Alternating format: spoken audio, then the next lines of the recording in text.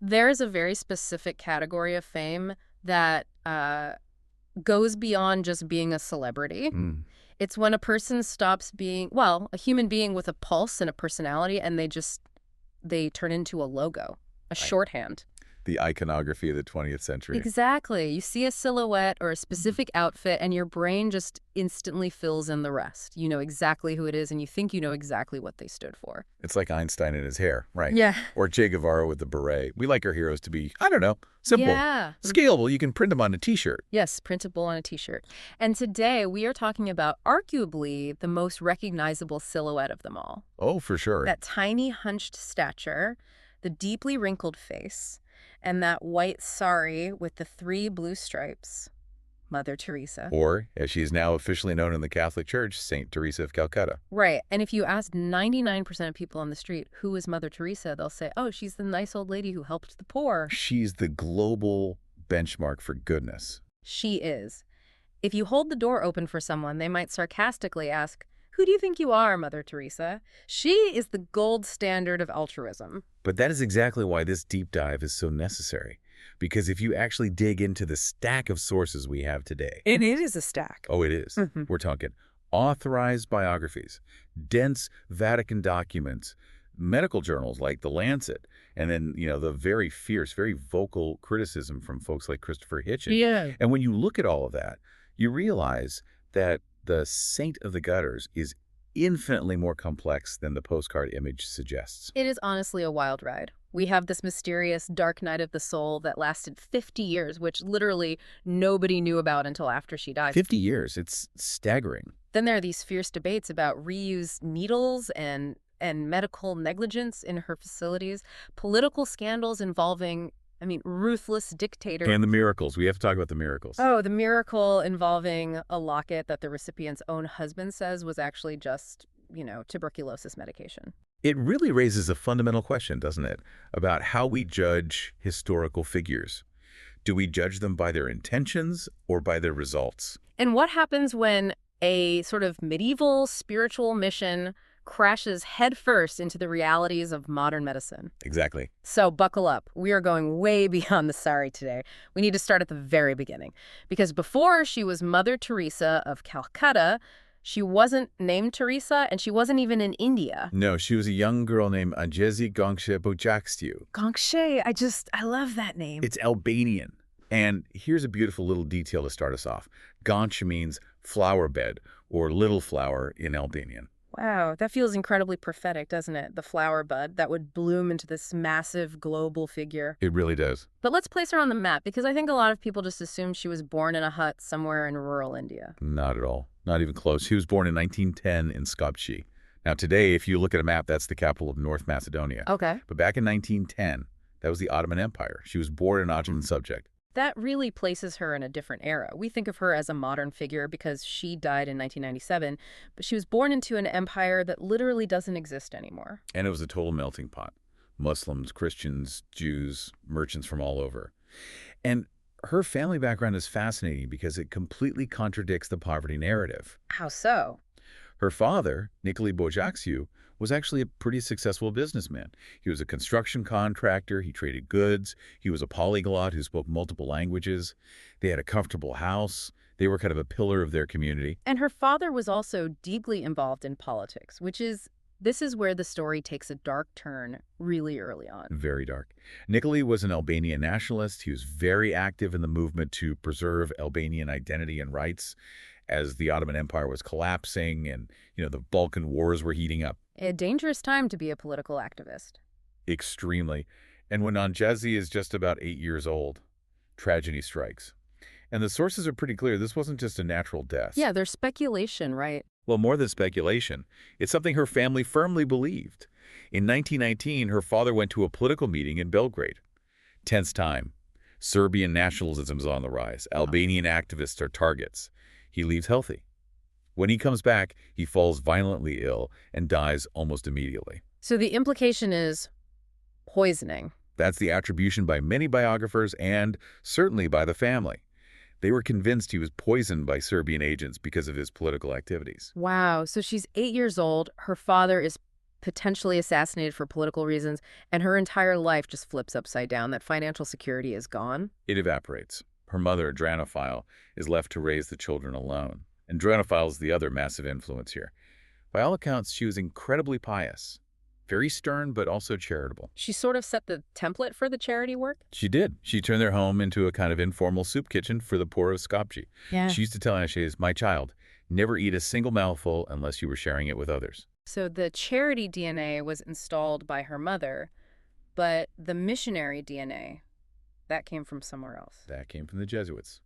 Her local parish was very active, and the priests were sending back these incredibly vivid letters from their missions in Bengal, India. Bengal, which must have felt like a different planet to a young girl in the Balkans in the 1920s. Oh, completely the other side of the world. But she just devoured these stories, the descriptions of the crowds, the heat, the poverty, all the work that needed to be done. By age 12, she is convinced, she has this rock-solid conviction that she is meant for a religious life in India. And at age 18, she acts on it. She makes a decision that I think is hard for us to wrap our heads around today. She leaves home. And not in the, I'm going to college, see you at Thanksgiving kind of way. No. This was a total severance, a clean break. She decided to join the Sisters of Loreto, an Irish order, specifically because they had missions in India and they spoke English, which was the language of instruction. She leaves Skopje in 1928. And the source material is just, it's so stark on this point. It is heart-wrenching. She boards a train to Zagreb to start the journey. Her mother and her sister are on the platform, just weeping. And Anjezi Gansha Pojaksiu never saw them again. Never in her entire life. Never. She lived another 69 years, became arguably the most famous woman on the planet, and never laid eyes on them again. That is so heavy. And it gets even more tragic later on, right? Because when she was famous, she did try to go back. She did. Years later, when her mother was dying, Mother Teresa, Nobel laureate, friend of popes and presidents, applied for a visa to visit Albania. But by then, Albania was under the iron grip of Enver Hoxha. The communist dictator. Not just communist. He declared Albania the world's first official atheist state. He closed every church, every mosque. He viewed Mother Teresa not as a national hero, but as a dangerous agent of the Vatican. So he denied her entry. He denied her entry.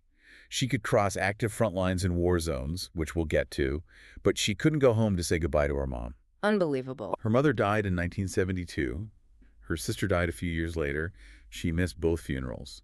It just speaks to the immense personal sacrifice that underpinned her entire life. She gave up everything familiar. So she arrives in India in 1929. She learns Bengali. She takes her vows. And she chooses a new name. Right. She wanted to be named after Thérèse of Lisieux, the French nun, who is the patron saint of missionaries. But there was already a Sister Thérèse in the convent. Ah, so a practical problem. Just a practical problem. So she opted for the Spanish spelling, Teresa. And for nearly 20 years, she wasn't the Mother Teresa we picture in the slums. She was a teacher. She was a geography and history teacher and eventually the headmistress at St. Teresa School in Calcutta. And it's really important to visualize this. The school was for well-to-do girls, it was nice, and it was located inside the convent compound. So she's living in a bubble. A very clean, orderly, European-style bubble. You know, manicured gardens, quiet prayer halls. But right outside those walls, Calcutta was burning. This is the context that I think gets missed so often. We see the photos of her helping the poor, but we don't realize what was physically happening in India in the 1940s. It was apocalyptic. I mean, truly. First, you had the Bengal famine of 1943. Millions died. The British colonial administration diverted food for the war effort, and people were literally dropping dead of starvation on the sidewalks of Calcutta. Just unimaginable. And then, just as that's sort of easing, in August 1946, you have a direct action day. The riots. Horrific, massive, citywide communal violence between Hindus and Muslims. As the partition of India loomed, the streets were piled with bodies, thousands slaughtered in just a few days. The city was a necropolis. And she's watching all of this from the convent window. She's seeing the smoke, she's hearing the screams, and she's teaching geography to schoolgirls. The cognitive dissonance must have been absolutely unbearable. And that pressure cooker brings us to the pivotal moment, the real origin story of the Missionaries of Charity, September 10th, 1946. The train ride. She's on a train to Darjeeling for her annual retreat. She's exhausted, likely traumatized by everything she's seen in the city. And on that train, she experiences what she called a call within a call. Okay, unpack that for us. What does a call within a call mean exactly? Well, her first call was to be a nun, to teach. Yeah. That was her life. But this This was a new directive. She said she heard the voice of God telling her to leave the safety of the convent and go out and help the poor while living among them. Not just helping from a distance. No, being one of them. She said later, it was an order. To fail would have been to break the faith. That sounds simple, but logistically, that's a nightmare. You can't just walk out of a convent. You have vows of obedience to your superiors. It was a bureaucratic mountain. She had to petition the archbishop. He was skeptical. He had to petition the Vatican. They were terrified for her safety. I mean, a lone European woman planning to live in the slums of Calcutta in 1948. It sounded like a suicide mission to them. But she was relentless. She just kept pushing. She badgered them for 2 years until Pope Pius XII finally granted her permission to live outside the cloister. She traded the heavy European habit for that simple white cotton sari with the blue border. And the sari itself was significant, right? It wasn't just a random fashion choice. Not at all. It was the cheapest cloth available. More importantly, it was the traditional dress of the female sweepers, the lowest caste, the poorest of the poor. She was making a powerful statement. I am one of you now. And she adopts Indian citizenship and just hits the streets. But the sources, especially her own diaries, show this wasn't an instant success story. It wasn't like she walked out and suddenly had hospitals and funding. Oh, far from it. Her diary entries from that first year, 1948, are incredibly raw and painful to read. Yeah. She's literally begging for food and supplies door to door. And she's alone. She's incredibly lonely. She describes the physical pain of just walking and walking to find shelter for the poor until her legs ached. And there's this one quote that really struck me. She writes about the temptation to go back to the convent. She says, "The tempter kept on saying, 'You have only to say the word and all that will be yours again.'" She missed the comfort. She missed the security. It humanizes her so much, doesn't it? She wasn't some superhero who didn't feel hunger or fear. She was a woman who was hungry and tired and scared, but she was choosing to stay that way because she believed she had a mission. A mission that started with just 5 rupees in her pocket. Wow. But that mission finally got an official structure in 1950 when she founded the Missionaries of Charity. That's when it becomes a real organization. And they have this famous 4th vow. Most nuns take 3. Poverty, chastity, obedience. What was the 4th? Wholehearted free service to the poorest of the poor. Poorest of the poor. That is a very specific and very extreme demographic. It is the defining feature of her entire theology. She wasn't trying to help the working poor or the struggling middle class. She was specifically looking for the people that society had completely thrown away. The lepers, the abandoned children, the people literally dying in the gutters covered in maggots. Which leads us directly to the place that really put her on the map, Kalighat. Normal Friday, the home of the pure heart. She opened this in 1952, and the location is key. It was in an abandoned Hindu temple, right? Abandoned pilgrim hostel, to be precise, attached to the famous Kali temple. Now, Kali is the goddess of time, destruction, and death. It's an incredibly intense, sacred site for Hindus. So you have a Catholic nun setting up a hospice for the dying inside a major Hindu temple complex. That must have gone over well. Not initially. There was massive resistance. Brahmins protested outside, chanting, "Get the foreign woman out." They were convinced she was there to convert people. So how did she diffuse that? How did she survive? There's a story, and it's almost certainly apocryphal, but it captures the spirit of it. The story goes that one of the priests at the temple, who had been leading the protests, contracted a severe case of tuberculosis. He was dying. No hospital would take him. So Mother Teresa took him in. She took him in, gave him a cot at Normal Friday, and her sisters cared for him until he died. After that, the protests stopped. That's powerful. But we need to talk about the actual philosophy of Kalighat because it is the root of so much of the later criticism. It wasn't a hospital. No. And this is the most important distinction to make. It was a hospice. But even hospice implies a certain level of medical care to modern Western ears. Right. Her primary goal wasn't to cure people. Many of the people the police brought to her were already too far gone for that. Her goal was to allow them to die with dignity. There's that famous quote of hers, "A beautiful death is for people who live like animals to die like angels loved and wanted." That's it. That was the operational model. She wanted them to feel loved and wanted in their final moments. And interestingly, she was very strict about respecting their own faiths. This surprised me, given some of the accusations we'll talk about later. The sources say that at Kalighat, if a Muslim was dying, the sisters would read the Quran to them. Right. Hindus received water from the Ganges River, and Catholics received the last rites, extreme unction. So that was the stated policy anyway. That was a stated policy. She saw herself as providing a spiritual service first and foremost. She was a travel agent for the soul, not a doctor for the body. Okay, so she's doing this work, but how did a nun working in a converted temple in Calcutta become a global celebrity? I mean, in the 50s and 60s, there was no internet, no social media. How did the word even get out? One name, Malcolm Muggeridge, The BBC guy. the BBC guy. A very cynical, very agnostic, chain-smoking British journalist. In 1969, the BBC sends him to interview her, probably for some filler piece. Yeah. He's expecting to be bored. Instead, he is completely mesmerized by her. He's a convert. Instantly. He decides he has to make a full documentary about her, which he calls Something Beautiful for God. And there is a specific moment in the filming of this documentary that basically creates the entire saint aura around her. The lighting incident. Oh, the lighting incident is just classic media history. They are trying to film inside Normal Friday. It's a stone building, high walls, tiny windows. It is dark. The cameraman, Ken McMillan, is saying, Malcolm, this is a total waste of time. We can't film in here. It's too gloomy. Nothing will show up. But Muggeridge insists. He insists, so they roll the cameras anyway. They fly the film canisters back to London to get them developed. And when they screen the dailies in the viewing room, everyone just gasps. It's perfect. The footage from inside the hospice is bathed in this soft, glowing, beautiful golden light. Every detail is perfectly visible. And Muggeridge, the former cynic, loses his mind. He declares it a divine light, a miracle. He says it is the physical manifestation of Mother Teresa's holiness, that her saintliness was literally illuminating the film stock. That's an incredible story. And he goes on talk shows, he writes a best-selling book. He sells this narrative of the living saint to the whole world. Meanwhile, the cameraman is standing in the back going, Exactly. Ken McMillan is trying to explain, actually, Malcolm, we were testing that new ultra-sensitive Kodak Ektachrome film that was specifically designed for low-light conditions. It just worked really, really well. So a technological breakthrough by Kodak gets rebranded as divine intervention. But Muggeridge wasn't having it. He pushed the miracle narrative, and it stuck.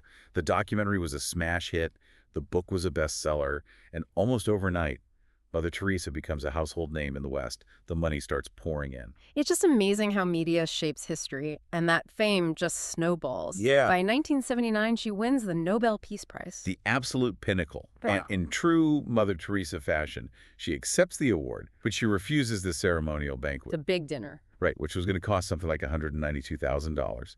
She told the committee to cancel it and just give the money to the poor in India. Which is such a baller move. You really can't argue with that. It makes everyone else in a tuxedo look bad. It does. But then she gives her acceptance speech. And this is where we start to see the friction between her public image and her actual ideology. Because she didn't just give a generic, let's all love each other speech. No, she went rogue. She gets up in Oslo in front of the whole world and identifies abortion as, quote, the greatest destroyer of peace. In a Peace Prize speech. In her Peace Prize speech. She equates abortion with nuclear war. She says, if a mother can kill her own child, what is less but for me to kill you and you to kill me? That is an incredibly hardline stance. It was a shock to the system for many of her liberal admirers. It showed that she wasn't just a generic humanitarian. She was a warrior for a very specific, very conservative Catholic worldview. She wasn't just there to feed the hungry. She was there to fight a culture war. And that worldview didn't just affect her speeches. It affected her own internal life in a way that shocked absolutely everyone when it came out years later. This is the part of the deep dive that really blew my mind. The secret letters. This comes from the book Mother Teresa, Come Be My Light, which was published in 2007, 10 years after her death. And she wanted these letters destroyed, right? She did. She was terrified that if people read them, they would think less of Jesus. Because for nearly 50 years, almost the entire time she was running the Missionaries of Charity, the period when she was most famous, she felt nothing. Nothing. What do you mean nothing? Complete spiritual emptiness. Darkness. She wrote these agonizing letters to her confessors, describing a feeling of being rejected and abandoned by God. Sure, when I try to raise my thoughts to heaven, there is such convicting emptiness that those very thoughts return like sharp knives and hurt my very soul. Sharp knives! That is so visceral. It is. She called it the dark night of the soul. Now, that's a concept in Christian mysticism, famously associated with St. John of the Cross. It's the idea that God withdraws his presence to purify a believer's faith. Okay. But usually in the lives of the saints, That lasts for months, maybe a year or two. And for her, it was 50 years. 50 years. Uh-huh. From the moment she started the work in the slums until her death. Just think about that paradox for a second. The world saw her as God's best friend. They thought she was chatting with him over tea every morning. And secretly, she felt like he had ghosted her completely. It completely reframes her entire life. It means all that work wasn't fueled by some constant, warm, fuzzy spiritual feeling. It was fueled by sheer grit and will. She was operating on duty, not delight. It's incredibly tragic, but it also makes her endurance almost superhuman. She was smiling for the cameras while feeling totally abandoned on the inside. So while she was having this immense internal struggle, the external criticisms were starting to mount. And we really need to get into this because it's the elephant in the room for a lot of modern listeners. Their criticism of her medical standards. This is where the shining image really starts to get scuffed. In the 1990s, prestigious medical journals like The Lancet and the British Medical Journal started publishing reports from doctors who had volunteered at or visited her homes, and they were not impressed. They were horrified. They were horrified.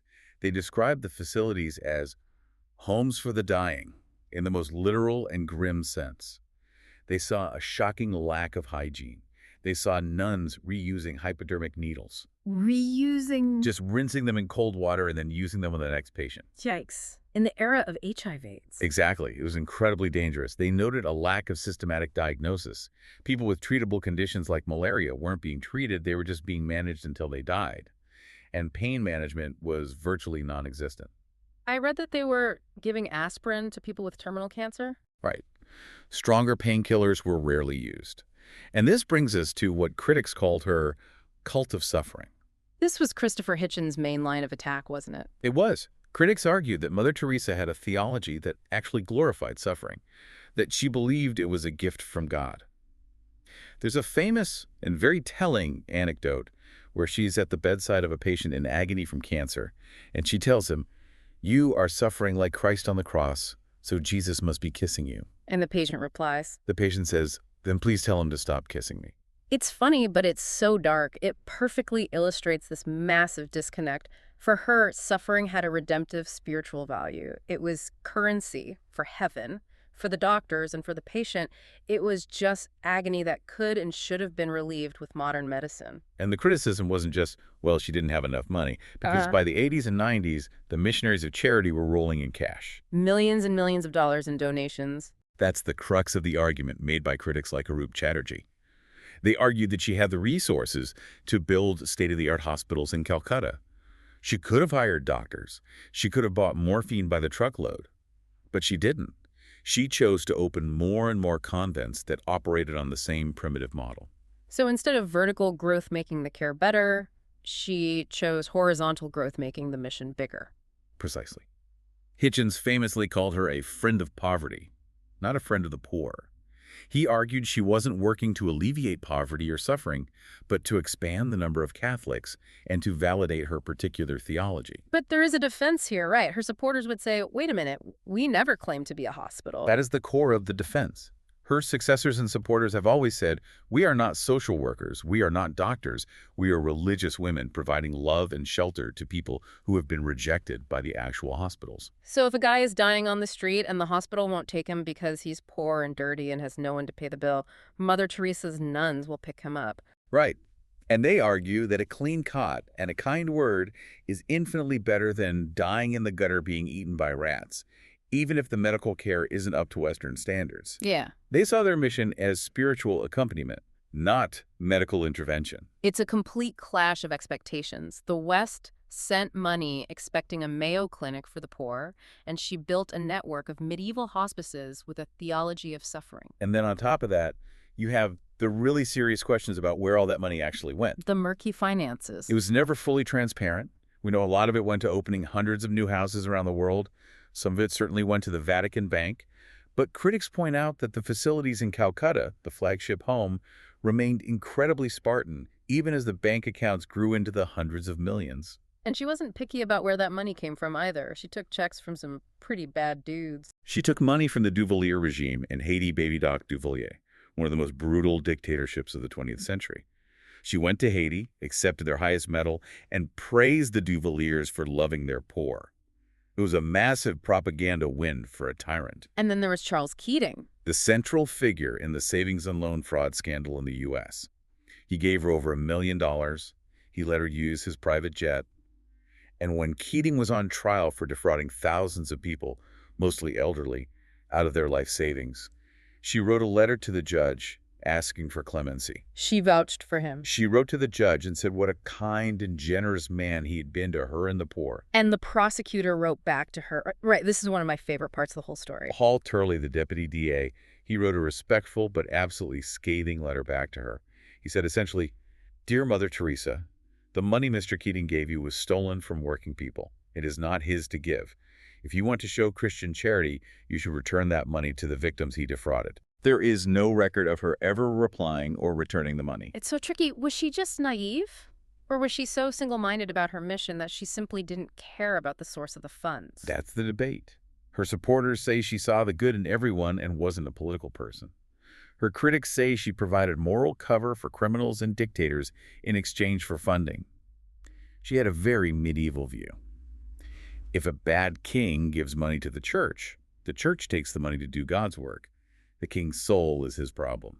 Speaking of the political dimension, we have to touch on the religious controversy within India itself, because while the West was falling in love with her, there were powerful groups in India who were very, very suspicious of her. Right. The Hindu nationalist groups, like the RSS and the VHP, for them, her work had a hidden agenda: conversion. The idea that she was just trying to secretly turn dying Hindus into Christians? They alleged she conducted secret baptisms on the dying. The claim was that a nun would ask a dying person if they wanted a ticket to heaven or to see God. If the patient nodded, often in delirium, the nun would dab a wet cloth on their forehead and whisper the baptismal words. Which directly contradicts the Ganges water for Hindus policy we talked about earlier. It does, and it's worth noting that prominent secular Indian publications, like the magazine Frontline, investigated these claims and dismissed them as patently false. They argued that these accusations were politically motivated to discredit a prominent Christian figure in a majority Hindu country. But that suspicion definitely lingers in certain political quarters in India today. It's just fascinating how she becomes this lightning rod for all these different debates. Medical ethics, religious conversion, financial transparency. But none of this slowed down the Vatican. Not one bit. The church operates on its own timeline and its own logic. In fact, her road to sainthood was one of the fastest in modern history. Usually there's a 5-year waiting period after a person's death before you can even start the process. Pope John Paul II waived that for her completely. He put her on the fast track. But you still need miracles. You need 2 verified miracles to be declared a saint. Correct. And the first miracle, which was approved in 2002, is, well, it's contentious, to say the least. This is the story of Monica Bezra. Monica Bezra, a tribal woman in West Bengal who had a large abdominal tumor. The story approved by the Vatican is that on the first anniversary of Mother Teresa's death, 2 sisters placed a locket with Teresa's picture on Monica's stomach. They prayed, and a beam of light came from the picture and instantly cured the tumor. A beam of light, okay. That's the official miracle. Right. Monica Bezra's husband and her actual doctors had a very different version of events. Tuberculosis medication. Yeah. Her doctor, Ranjan Mustafi, is on the public record saying she had a tubercular cyst, not a cancerous tumor, and that she had been on a heavy-duty 9-month course of medication. He said, flat out, it was not a miracle. She took medicines. That is awkward. You have the Vatican saying miracle and the doctor saying prescription. Extremely awkward. Even her husband at one point called the miracle a hoax. It became a huge controversy in India. Rationalist groups criticized the state government for validating a miracle cure instead of promoting medical science. But for the church, the testimony of the woman herself who did believe it was a miracle and their own theological investigation were enough. And then there was a second miracle in 2016. A Brazilian man with multiple brain tumors. He recovered inexplicably after his wife prayed to Mother Teresa. The Vatican attributed his healing to her intercession. And with that, the deal was sealed. September 4th, 2016.